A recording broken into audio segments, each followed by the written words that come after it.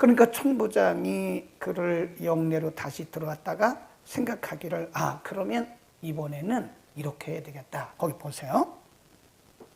30절이 그 말씀이에요. 30절 시작. 이튿날 천부장이 무슨 일로 유대인들이 그를 송사하는지 실상을 알고자 하여 그 결박을 풀고 명하여 제사장들 온 공회, 거기 적어놓으세요. 이런 부분들을 모르면 사도행전이 안 풀려요. 온 제사장들 그리고 온 공회를 모으고 바울을 데리고 내려가서 저희 앞에 세우니라. 이 공회라고 하는 것은 써놓으세요. 산헤드린 공회. 산헤드린 공회는 유대 사회에서는 최고기관이에요. 입법, 사법, 행정을 다 이렇게 총괄하는 기관입니다. 국회 역할도 하고 정부 역할도 하고 또 법원 역할도 하는 것이 산헤드린 공회라고요.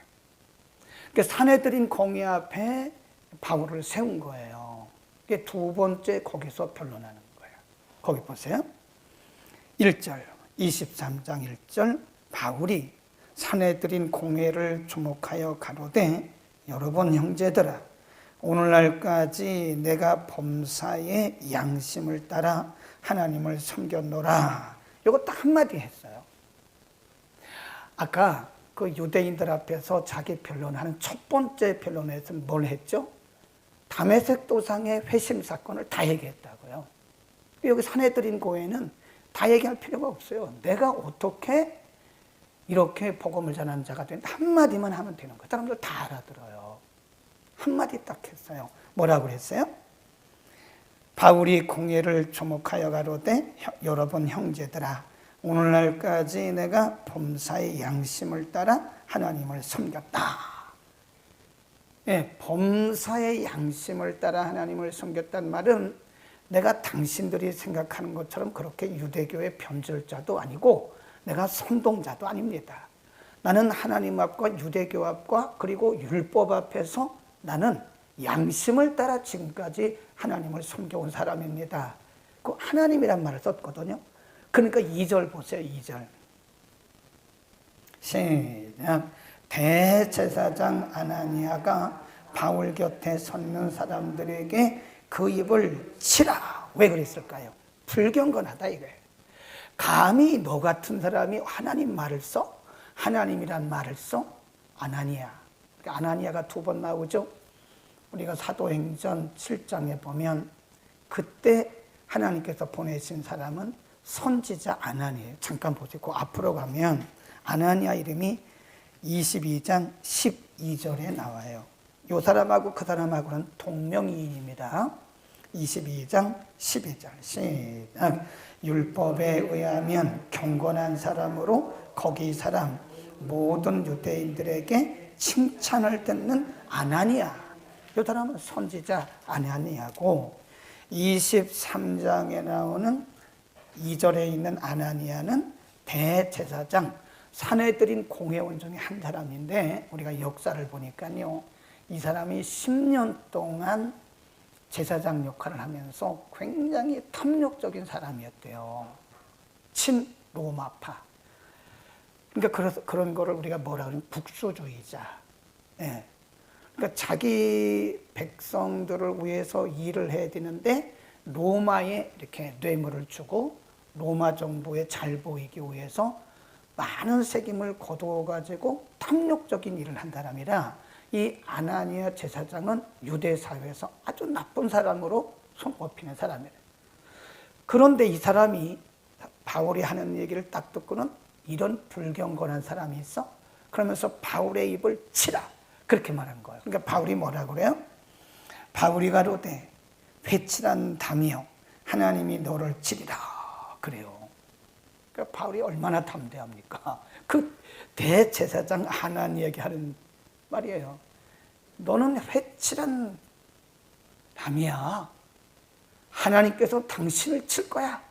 담대하게 얘기하는 거예요. 그러니까 그거를 보고 있다가 4절에 곁에 선 사람들이 말하되 하나님의 대제사장을 네가 욕하느냐? 바울이 가로되 형제들아 나는 그가 대제사장인 줄 알지 못하였노라 기록하였으되 너의 백성의 관원을 비방치 말라 하였느니라 하더라. 바울이 여기 중요합니다. 이제 6절에 보면 이렇게 바울이 두 번째 변론을 하는데 가만히 바울이 보니까 상황 판단을 잘해야 돼요. 전도인들은 이렇게 자기가 변론을 하는데 긴 변론을 하지 않았지만 이렇게 보니까 유대인들이 파가 여럿이 있거든요. 한 파는 바리새파, 한 파는 사두개파예요. 이 사두개파는 정치 집단입니다. 이 사람들은 부활도, 영도, 천사도 인정을 하지 않아요. 내세도 인정을 하지 않아요. 사두개파는. 근데 바리새파는 부활도 인정하고 천사도 인정하고 내세도 인정을 해요. 그러니까 자기들끼리 싸움이 난 거예요. 거기 보세요.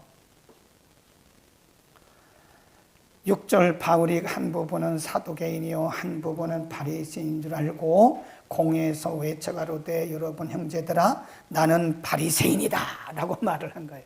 그러니까 그 유대인들 중에 그 공회원 중에 바리새파 중에 바울이 바리새파라고 그러니까 그 중에 있는 바리새인들이 바울 편을 드는 거예요. 그러니까 자기들끼리 공회원들 사이에서 자기들끼리 파가 나눠가지고 막 싸우는 거예요. 결국은 바울을 신문하려고 하다 못해요. 그러니까 거기 보세요. 10절 시작. 큰 분쟁. 거기다 줄 그어놓으세요. 큰 분쟁. 이게 무슨 분쟁이에요? 바리새파와 사두개파 사이에 서로 분쟁이 생겨가지고 큰 소롱이 일어나요. 이것도 하나님의 개입입니다. 그러니까 하나님은 순간순간 개입을 하세요. 지금 바울이 공회원들 앞에 섰어요. 공회원들에서 딱 거기서 죄를 딱 정하면 그대로 로마로 압송돼야 돼요. 근데 지금 바울이 한 말, 나는 바리새파다 한 말 때문에 일부가 바리새파인 바울 편을 들고 일부는 반대하고 서로 소동이 생긴 거예요. 그게 하나님이 개입하신 거예요. 이 사람들을 다 흩어버린 거예요. 언제 그랬죠? 우리가 창세기 11장에 보면 하나님께서 홍수 이후에 말씀하시기를 너희는 온 세상에 퍼져서 생육하고 번성하라고 그랬잖아요. 근데 사람들의 생각이 달라요. 우리는 흩어짐을 면하자. 탑을 써요. 탑. 바벨탑을. 하나님의 뜻은 그게 아니거든요. 이 사람들은 높은 성과 대 탑을 쌓고서 자기 이름을 내고 우리가 흩어짐을 면하자. 하나님은 뭐라고 그랬어요? 흩어져라. 생육하고 번성해라. 근데 하나님과 정면 충돌하는. 그래서 하나님께서 안 되겠구나. 이 사람들의 언어를 혼잡시켜야 되겠구나. 언어를 흩어야 되겠구나. 그 전까지는 언어가 하나였어요. 단어도 하나였어요. 하나님의 뜻을 정면으로 이 사람들이 지금 불순종하고 있잖아요. 하나님께서 언어를 흩어버린 거예요. 이것도 똑같은 거예요. 지금 혼잡시킨 거예요. 바리새인들과 또 사두개인들을 서로 혼돈케 해가지고 지금 바울을 재판하지 못하게 했다. 이걸 뭐라 그래요? 하나님의 개입하심. 그리고 나서 거기 동그라미 하나가 딱 쳐져 있습니다. 이거를 우리가 삽입절, 독립절이라고 합니다. 동그라미 쳐놓는데 거기다가 줄을 이렇게 긋고 독립절이라고 써요. 독립절. 성경을 볼 때 동그라미 있는 데서부터 동그라미 있는 그 전까지가 한 단락입니다. 이걸 넘어가면 안 돼요. 설교를 작성하는 분들도 동그라미 있는 데부터 동그라미 있는 바로 전까지가 한 단락이라고, 패러그래프라고 그래요. 이걸 벗어나서 성경을 선택하고 설교 본문을 선택하는 사람은 설교학을 공부한 사람이 아닙니다.